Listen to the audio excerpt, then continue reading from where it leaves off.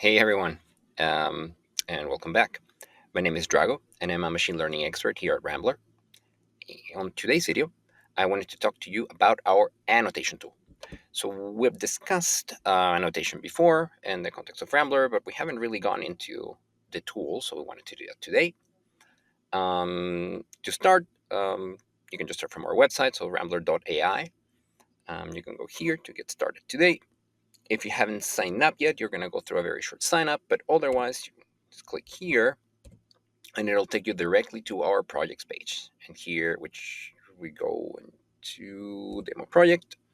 We've already discussed this in a previous video, right? So we're going to go around here to the videos that have no annotations, and we're going to start the process. So we're going to click here, start annotation. Now, there's a couple options here. Today we're going to go with the automated option, which will select a few frames to annotate, and then we'll propagate that information across the video. There's also the R Pro option, which we're going to discuss in a different video, which is there's much more control, but it's also generally slower. And of course, if you like what you see, you're interested in testing this with your own data, for example, please do get a hold of us.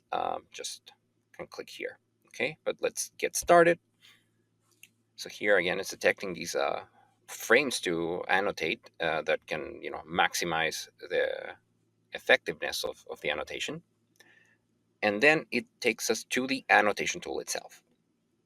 So let's just parse this. So here, of course, it's a video being displayed. Down here, it's the video timeline. So you can just go to arbitrary frames. But there's one frame down here marked in red that's marked for annotation. So that's the frame we're going to be annotating today. And of course, here, yeah, you can press it, scroll through the video, etc. Cool. So now we're on our annotation frame. So we want to add annotations. So let's do that. You can go here. So add new object or press the N. It'll automatically take you to our AI selection tool. And here you can see what kind of mask you're going to get if you click in any given place in the image. I want to annotate this hand. So I'm going to click here. And there you go. Generates a mask here. But say I also wanted to add the sleeve. So you can add another click here. And then it'll also add the sleeve. But oh no, it added some other stuff. So what you can do is you can do negative clicks, which are basically just right click, which I did just now here. And there we go. Now that's a good looking mask. So I want to save it. You can click here and save mask. If you don't like it, you can just click on discard. There's also erase masks. But let's click on save mask. You can also press enter. That's the same thing. Thing is, you can see here, I didn't add any categories, right? So now it's actually going to ask me, well, you need a category. So it's just, left hand. Oop, cannot type. There we go, left hand. And there we go. It added the left hand as an object. You can hover over it and it'll highlight it. Okay. Now, as you annotate more of the video, say there's a few more keyframes, you're going to be adding categories yourself. Also, if we detect some automatically for you, we also will add them here in the suggested categories. So what this does is basically tells you, what might be in the video, and also gives you a shortcut. So, for example, when I annotate test tube, I can just press the 5, and it's already with the category test tube in the AI tool. So I can just click on the tube here, and again press enter to save. And there we go. Now we have a test tube added as well, right? Now, of course, annotation can go in many different ways. So we're going to start annotating this mixer. I'm going to press the 3 to get to the mixer, right? And I'll go here and I'm just going to, pick a place over here somewhere. And there we go. There's a mask here, right? But say I want to do some edits on the mask, right? For example, I forgot how to use the AI tool, and I want to add the little button there. So I can go to the brush tool. So I can press the 2 or just click here, and you get a traditional brush. So you can zoom in here and then just, start brushing this through. You can make this, bigger or smaller with the A and D keys. And, it takes a bit. It's not great.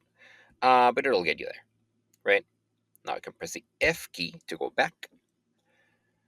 Maybe I wanted to add this bigger thing. I can brush through it, it'll be slow. Another option would be this polygon tool. So number 3, and you can just start, I'm going to outline it very terribly.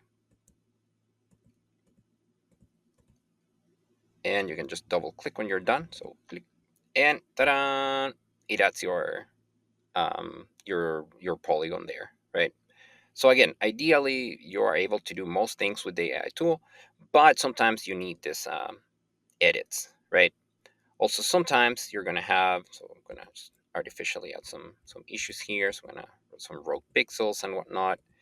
Um, and you want to solve those, you can use our beautify tool.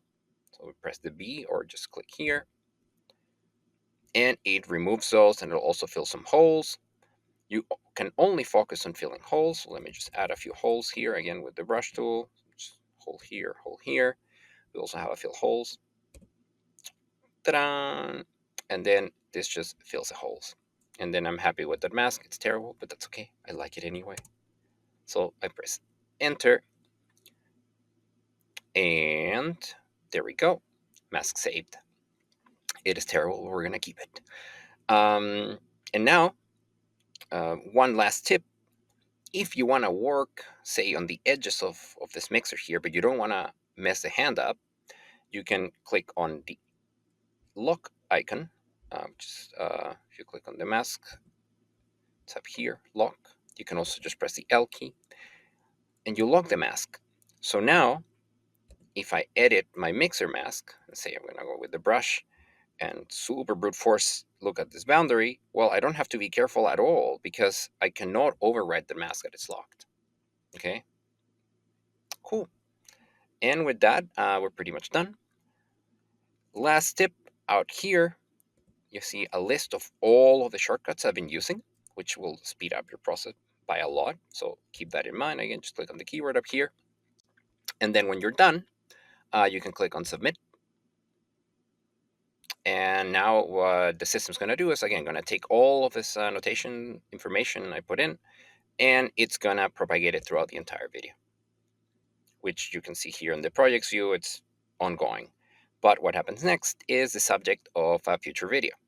So thank you so much for sticking in. Tune in for the next one. And yeah, see you soon. Bye.